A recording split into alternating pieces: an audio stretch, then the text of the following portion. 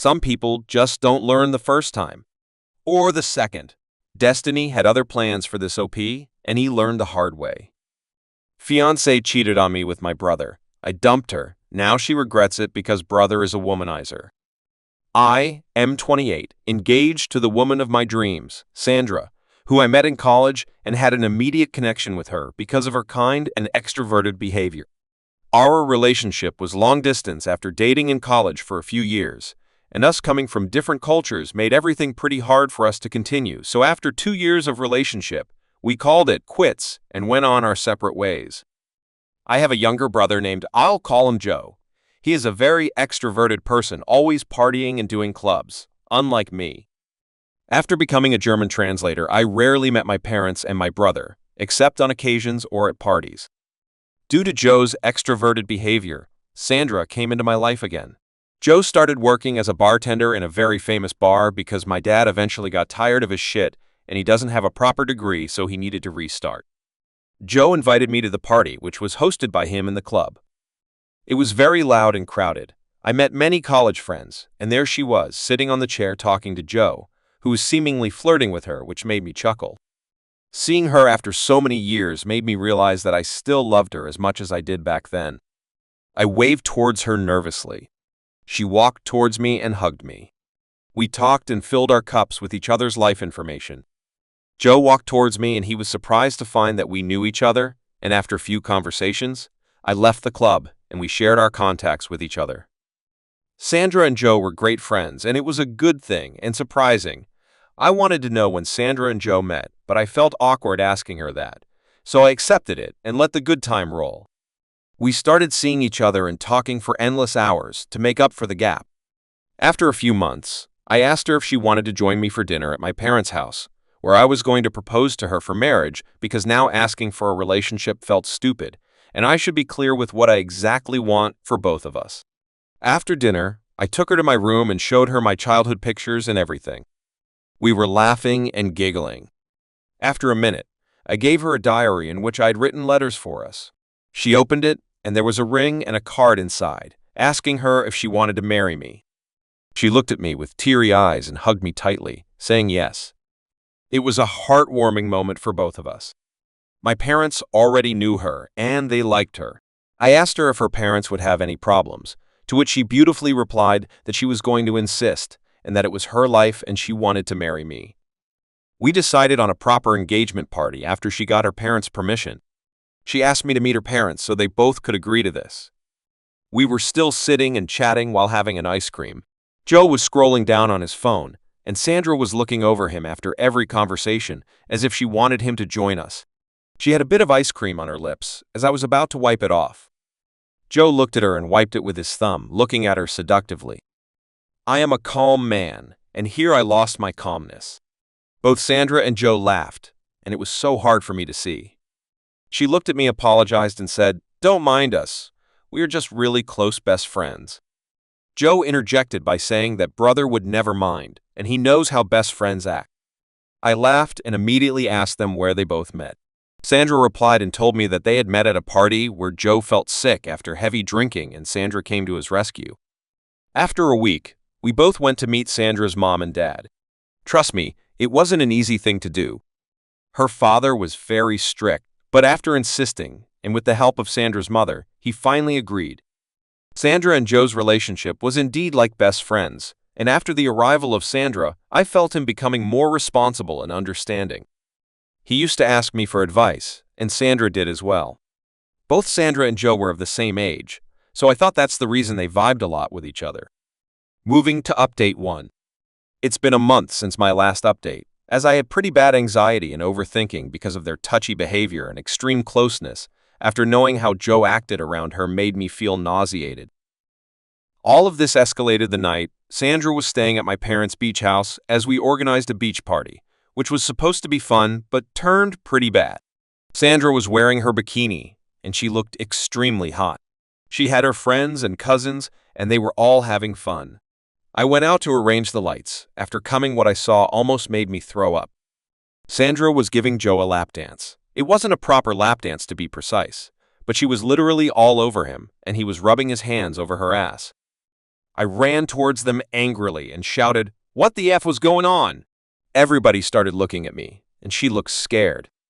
Joe kept apologizing and said it wasn't like that. It was just a dare. I grabbed her hand and took her to our room. I punched my hand on the wall and threw each of my thoughts on her face. She said there was nothing between them. She told me that if she was going to be disloyal to me or attracted to my brother, she would have let me know the day I met her. She also said that I was just overanalyzing and Joe was her best friend, and before meeting her, they both used to have a lot of fun, and if that's bothering me, she will keep her boundaries from now on. She also claimed that I've always been an overthinker, and that it's normal to feel insecure sometimes, but I should give her a chance and trust her. That glimpse of them made me sleepless, but they both maintained their distance. Mom was pretty mad at Joe for acting like that and scolding him. He apologized before that, and I forgave him. Finally, the day of the engagement arrived, and everything went pretty well. A few days later, while coming back to my place, I decided to meet Sandra after work. As I entered her lane, I saw Joe leaving her house. I went inside and waited for her to speak about Joe's arrival. But she didn't talk about him, and instead served dinner, which felt tasteless because I kept thinking about that, and many questions started coming into my head. I couldn't stop but ask Sandra about Joe. She replied very casually that Joe was not feeling well, so he dropped by to get some meds. I wanted all of my thoughts to go away as they were making a negative review of Sandra in my mind. She seemed suspicious to me by the way she acted. She always kept her phone upside down, and I didn't even know her password. I never saw her doing something on her phone in front of me. She always had her internet off, which was very weird. The next morning, I asked Sandra if she wanted to get married next month, and it would be a destination wedding. I wanted to plan it with her, but her reply was dry and uninteresting. She asked me to wait as she wanted to get promoted in her hospital, so she couldn't avoid taking leaves for any purpose. She used to reply, text, and call me all the time, but now her replies are late and she is always irritated, so I gave her the space she needed. Update 2. After her dry text and behavior, she refused to meet me, saying it was her workload. I used to purposefully call Joe and Sandra to see if they were together, but they never picked up my call, which made me doubt it further. So, I decided to check up on her on the weekend and surprise her with her favorite macarons and flowers. I drove towards her place and knocked on the door, but nobody answered. After knocking 3 or 4 times, I stepped back, and suddenly I saw Joe's car on the side of the road. My stomach was heating up with anxiety, and I panicked. I didn't know what to do, so I called her, but she didn't pick up my call. I was going to call Joe, but then I decided to stop and go back inside my car. After a while, I finally saw Joe coming out of her house, and my overthinking came true.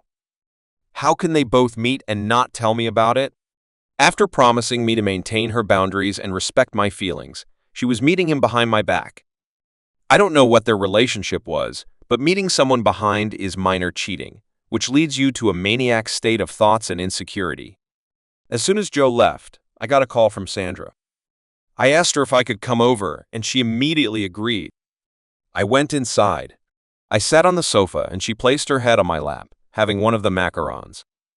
I looked at her innocent face and couldn't believe that she could do something like that.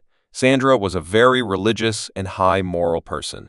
After being in each other's arms for a while, I wanted to go to the washroom. After I was done, I was washing my hands, and then I saw something that changed my life, and I almost died of a panic attack.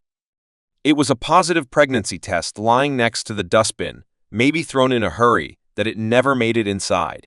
As soon as I took it in my shivering hands, it sent shockwaves to my body. Sandra was banging on the door of the bathroom. I opened the door with the test in my hand and tears in my eyes, and she looked at me in disbelief, fear, and lots of other emotions. I couldn't find any words to express my betrayal coming from her. It was expected from Joe, but from her? I asked her in a stammering voice, how could she do this to me? She got on her knees and started begging me, asking me to give her the chance to explain and tell the truth. But I left from there. I went to my parents' house and told them everything. Joe was sitting there, and his face showed no remorse. Mom and Dad kept apologizing, and she kept crying and hugging me, but I didn't hug her back. It was their mistake for ignoring Joe's actions and the screwed-up things he pulled from his past history. He could have been better. I called Sandra's parents over to discuss the matter. When everyone gathered, I placed the pregnancy test on the table, and Sandra's parents were disgusted by it. Her mother slapped her and asked her what she did wrong in raising her and how she could go against God and her religious beliefs. I broke off my engagement with Sandra on that day.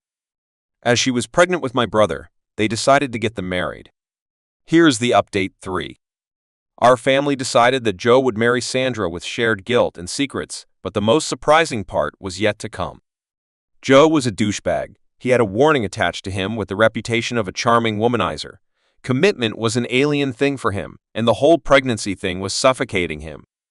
The reason why Sandra agreed to the engagement was not that she was in love with me, but to get Joe back, and she pretended all the time with me. She confessed that herself, and now when Joe was asked for commitment, his interest disappeared immediately.